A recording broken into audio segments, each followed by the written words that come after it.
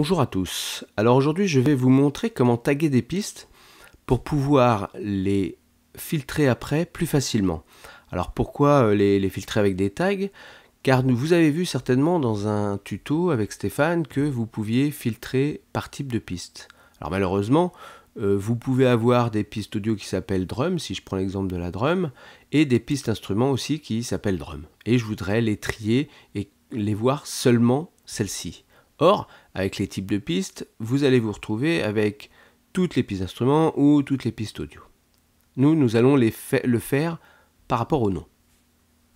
Alors pour ça, je vais faire un éditeur Logic de projet.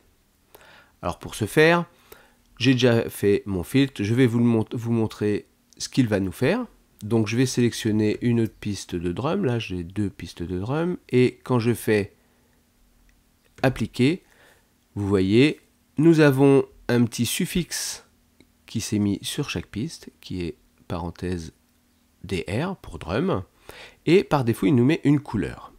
Alors pour ça, le filtre c'est type de support est tout type de piste évidemment. Le conteneur est égal à une piste, alors faites attention, il faut absolument mettre ce paramètre, car si jamais je l'enlève et je laisse activer ou sélectionner un conteneur, regardez ce qui se passe, j'enlève, je le fais et automatiquement ce conteneur se transforme de la couleur des drums. Donc c'est pas ce que je veux.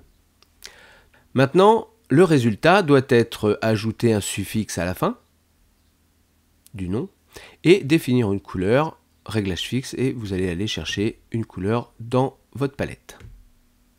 Voilà. Après avoir fait ce genre de tag, vous allez pouvoir aller trier. Ça veut dire que je vais aller chercher des tris que moi j'ai fait, tri par exemple drum, et là, cet éditeur nous dit le nom ne contient pas des R, opération sur la piste, masquer piste alternée.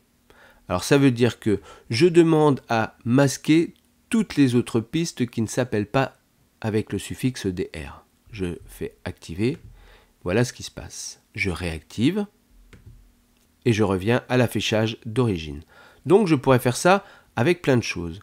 Prenons l'exemple ici des... par exemple, je vais prendre deux pistes au choix. Je vais prendre les deux premières pour aller assez vite. Je mets ça, je mets un tag basse par exemple, ou brass, allons-y pour brass, j'ai fait un tag brass.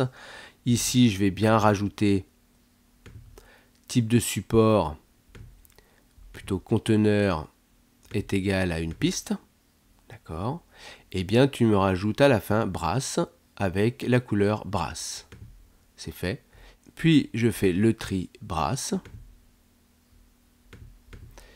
Une petite erreur dedans, voilà, et j'applique. Et voilà ce qui se passe quand j'applique mon filtre. Je fais la même chose. Si je veux mes drums, je refais la même chose, tri drum. Voilà.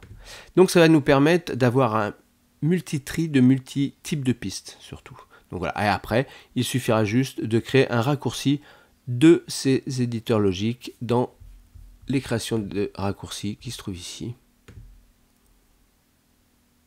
Voilà, et vous allez pouvoir aller dans les éditeurs Logic que vous trouvez ici. Voilà, et vous allez trouver tous vos tags. Alors bien évidemment, vous allez passer un certain temps pour les faire, mais je vous assure que ça vaut le coup dès qu'on va commencer à trier une multitude de pistes. Eh bien, j'espère que cette vidéo vous sera utile. Alors n'hésitez pas à poser des questions et j'espère à la prochaine vidéo.